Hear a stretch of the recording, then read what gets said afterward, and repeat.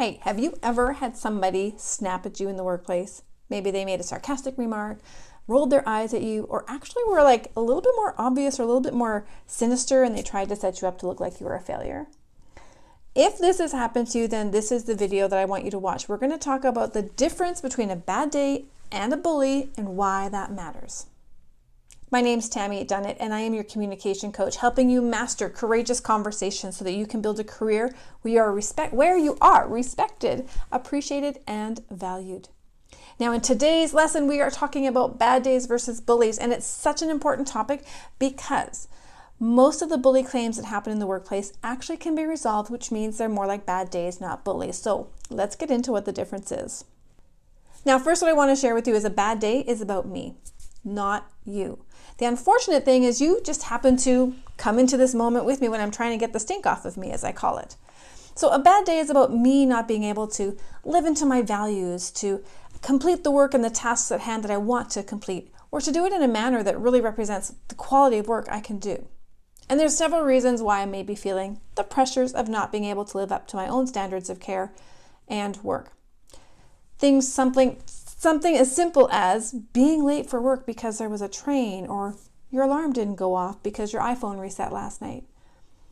It can also be that the bestie that you always work with is always there on every shift with you is just not there today. They're off, and you feel like you don't have that kind of camaraderie where you can just talk about things as they happen. A bad day can also be when the dog gets out again. So there are these moments where we feel pressures, whether they're internal or external, that are impeding our ability to do the work that we want to do to the level at which we want to do it at. And as a result, we can start to feel all sorts of different feelings, disappointment, judgment, frustration.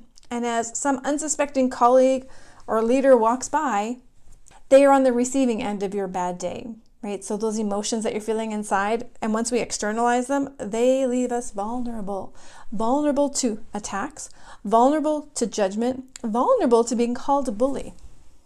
But are we really?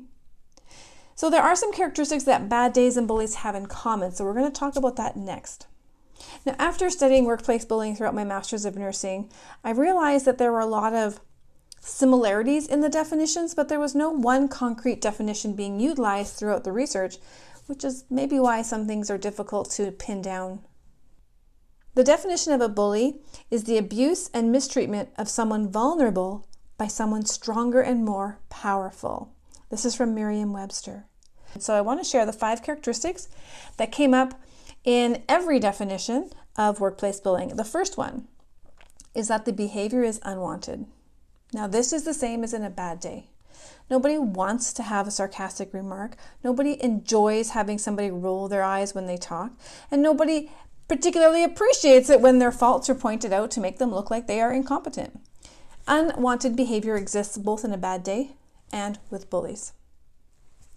The second characteristic is that there are nonverbal elements and or verbal elements. So nonverbal is always there 100% of the time. We can't not communicate, but the verbal doesn't always have to be a part of it. So someone can certainly look at you with the eyes, you know the eyes, your mother probably used those, or your father, and they don't have to say anything. And that will certainly create a feeling and a reaction in you. They may also pair that with words, and so we know that the nonverbal elements is everything except the words. And it is what really gives the meaning to the word. So it's the use of space, body gestures, facial expressions, tone when you say I'm sorry versus I'm sorry, and all those nuances, the groans, the moans, the sighs, those are all part of our nonverbal communication. The verbal piece is the actual words being said. So sometimes it's hard to separate the two because we're having an emotional reaction to the nonverbal way that is being communicated. But the messaging is just simply the verbal words. Now, both a bad day and a bully have nonverbal and or verbal elements to it. But here's where it starts to differ. Number 3, a bully will misuse or abuse their power to gain control. Now, the most common example I use here just to teach this with people is, as a parent, if you have children, or if you were a child at some point, a parent will often try to abuse their power to get their child to eat by making conditions, right? Finish your supper or else you're going to go to your room for the night. So there's an attempt to influence them to do something against their will. Does that mean they're a bully?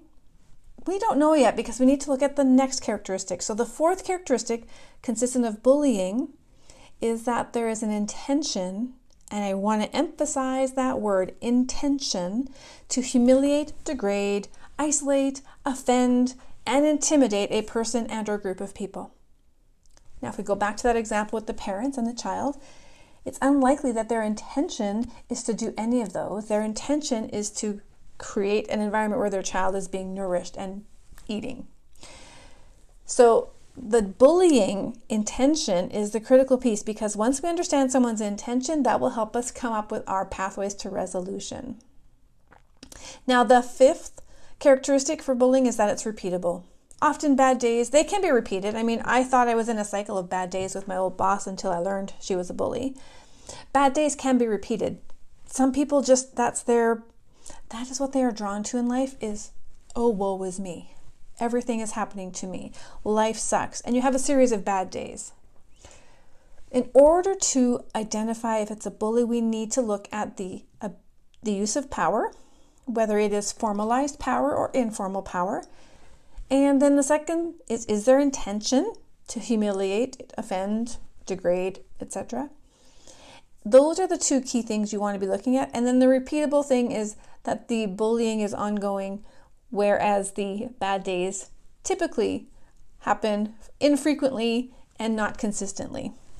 Now, I do want to share here that in 2018, with occupational health and safety amendments, changed and updated the definition of harassment to include a single or repeated episode of bullying is included in that. And I'll put up the full definition for you here. But a single episode of bullying is defined as harassment. And underneath this amendment, employers and employees both have responsibilities to creating a psychologically safe workplace. So now the question becomes, how do I know if I have a bad day or a bully? The answer is simple. You ask. Now I know you're like, well, just don't leave me yet. Stick with me. You're not going to go up to them and go, excuse me, sir, are you a bully or are you just having a bad day? We're not going to be that direct, but we are going to verify our perception of what we think is happening. So quite often we look at an experience and we've already summarized the key points.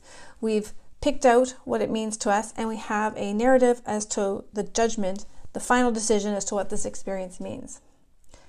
And all of that starts inside of us. But there's another step to perception, and that's the negotiation. That's where we actually have to have a conversation with somebody.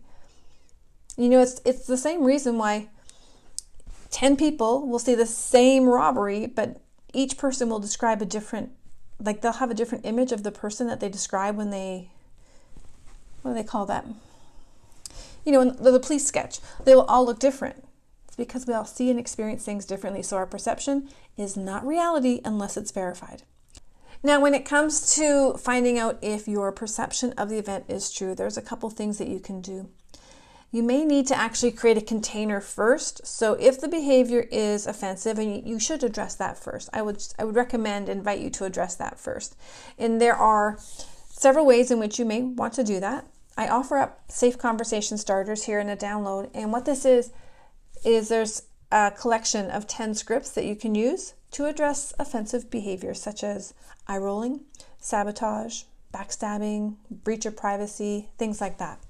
You'll find that there is a scripted response you can use first to address the behavior, and then second is you're going to want to explore what you think is just happening with them to verify that you have it right. And that's simply sharing your observation and requesting some feedback on that. Now, this is stuff I work with my clients in my coaching program with in depth. And if you're looking to join a program where you can get that support and have somebody walk with you through these difficult moments, there is a free epiphany call or discovery call. There's a link below where you can get on the phone with me. We'll talk about what's going on and just kind of go from there to see if it would be a relevant time for you to join our program. So in summary, we are all at risk of being called a bully. And I know I've been called a bully before. And on reflection, there were definitely behaviors I had that I could see why they would think I was a bully. but my intention was not to humiliate or degrade, and that's the key factor there. I certainly know that while I was working with a particular boss in my history, I thought they were bad days, cycles of them, untrained, incompetent, probably feeling a little bit frustrated and overwhelmed. And I gave a lot of forgiveness for that because I thought I could help teach them. And it wasn't until I realized that there was an intention on her part to take away my reputation, to degrade me, to make me look like I was incompetent. That was when I knew I had a bully. And it's so important to know because the strategies I was using before likely would have worked with somebody who's having a bad day. So it will be extremely important that you identify what you are working with, bad day or bully. And that's going to only happen by a conversation. You cannot trust your intuition because half the time we are wrong. You cannot trust your judgment because half the time it's incorrect. You do need to have a conversation with the other person to understand what they were thinking, seeing, feeling, and believing because that led them to the actions that they were taking. We don't have to accept it, we don't have to agree with it, but we do need to explore it. So drop your comments below. Make sure you are commenting, subscribing, liking, all of the above, and sharing this with your friends. 5 of them, why not? Share it with 5 of your friends, as I always say. And remember, you're only one conversation away.